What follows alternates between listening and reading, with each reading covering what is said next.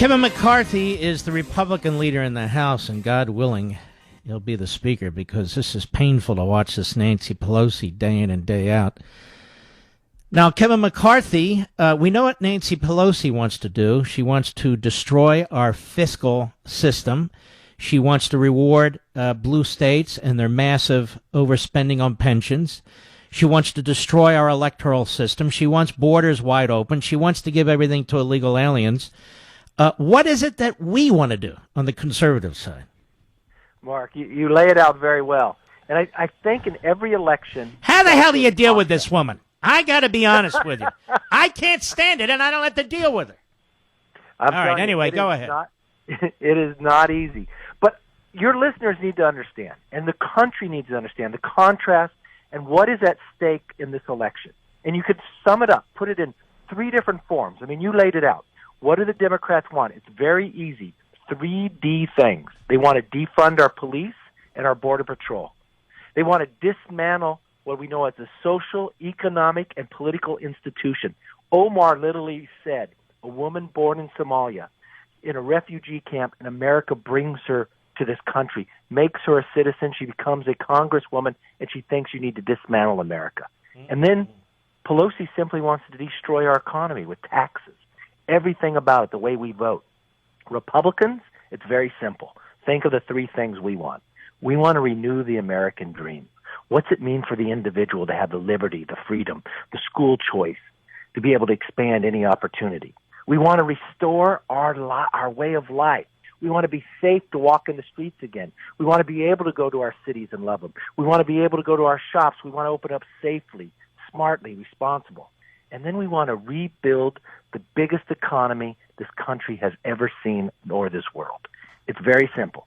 You want to renew, restore, and rebuild. And what do they want to do? They want to destroy, dismantle the way of our life and to fund our police. Why can't, she never just wants to do the right thing, which is people are out of work, they need help. Businesses are shuttering, they need help.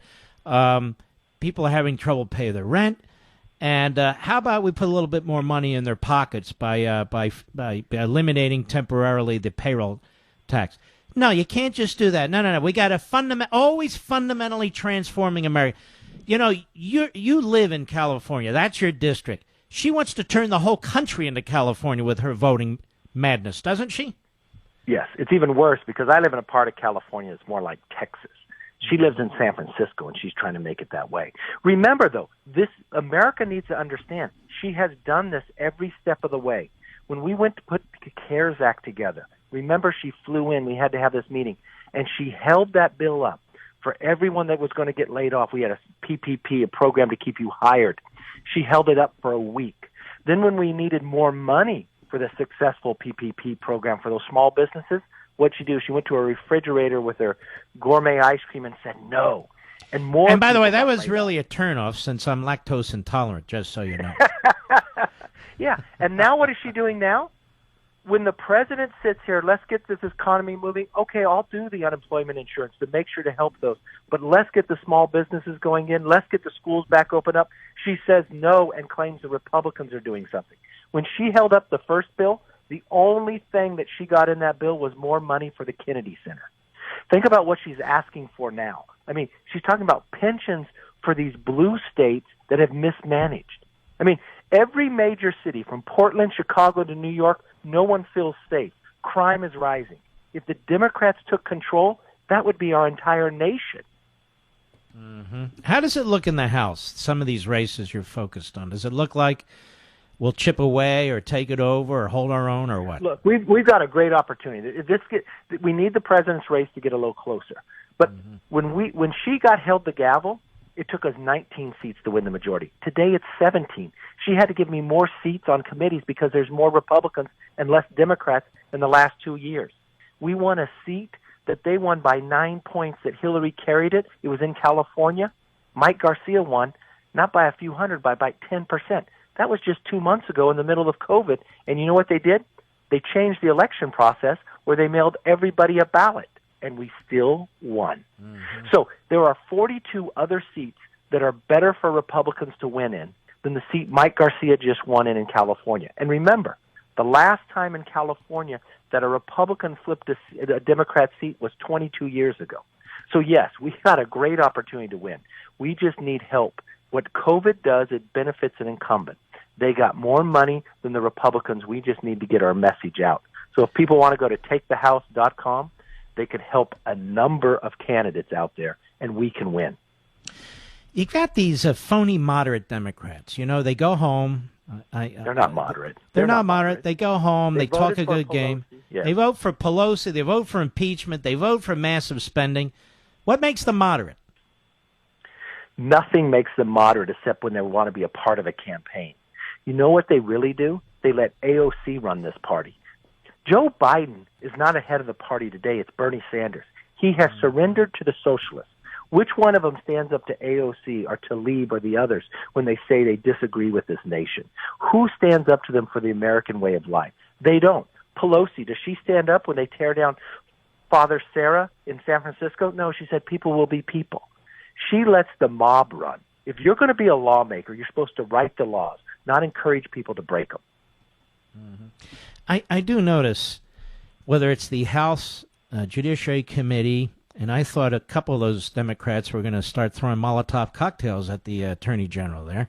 And then you listen to Pelosi, who's becoming more and more poisonous and angrier. They're really into this sort of Antifa, Black Lives Matter, AOC stuff, aren't they? This isn't a joke. This is not a joke. This is their way of life.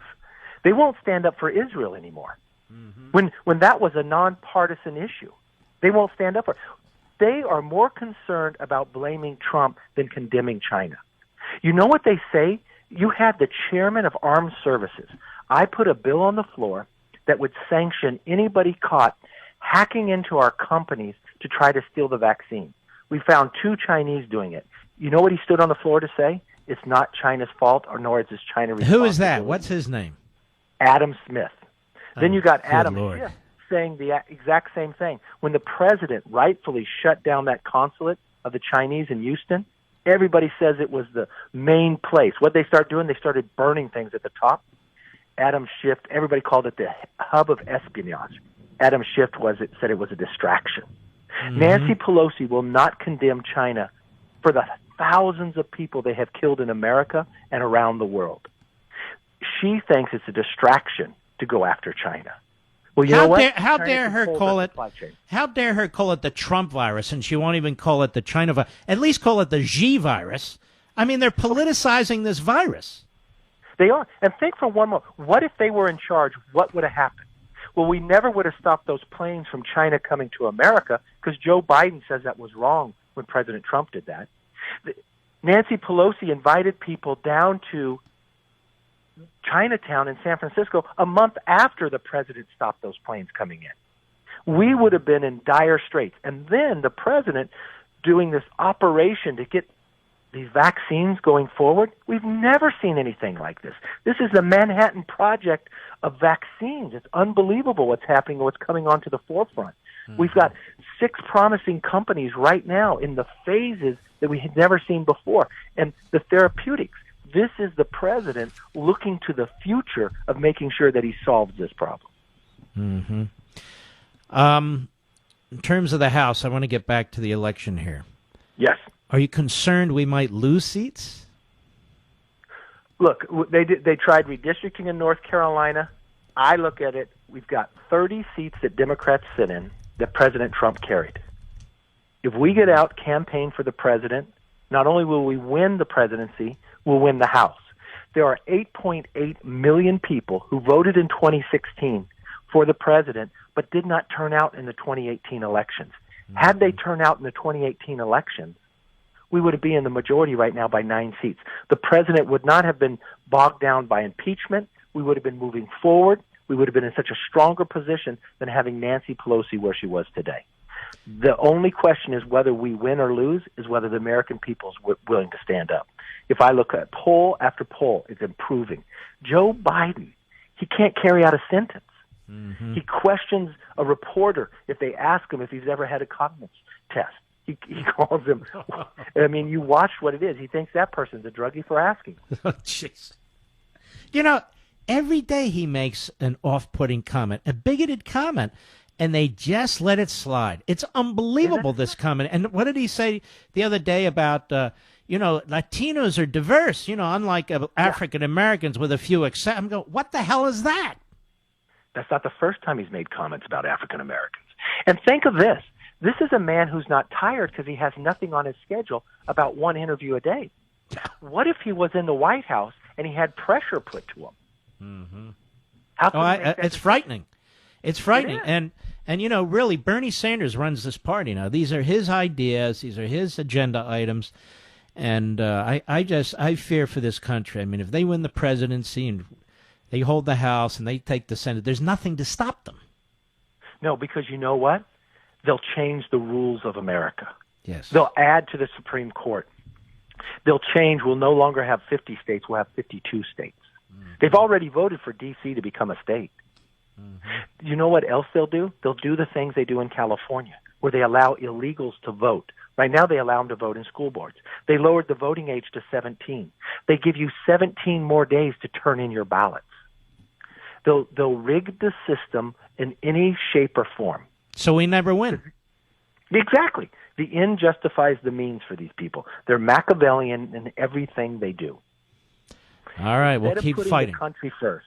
Yep. We're there, and I appreciate all your help. They put the party first. All right, Kevin McCarthy, I want to thank you. Take care of yourself, sir. Thanks. All right, he's hammering away. Got to give the man credit. We'll be right back. Mark Levin.